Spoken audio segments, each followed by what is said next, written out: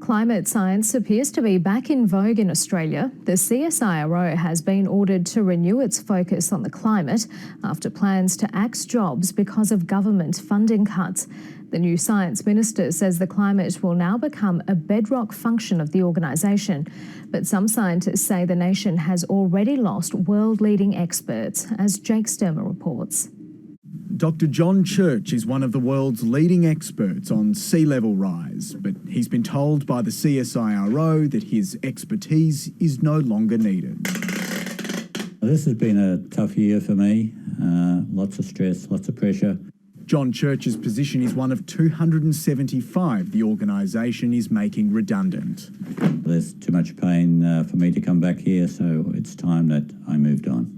When the CSIRO announced the cuts earlier this year, CEO Larry Marshall struggled to explain his desire to shift the organisation's focus to adapting to climate change rather than measuring it. And despite the mounting backlash, he held firm. But with a new minister in charge came a new direction, an intervention to make climate science front and centre once more.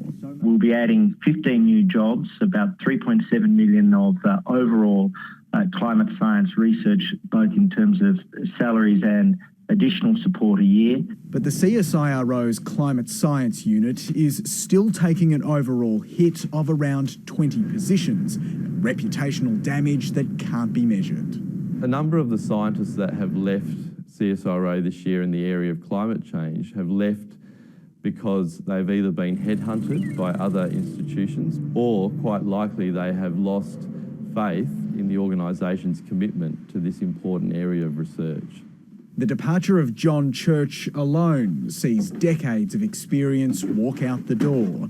And even with this new funding, the challenge now is to stop others following suit. Jake Sturmer, ABC News.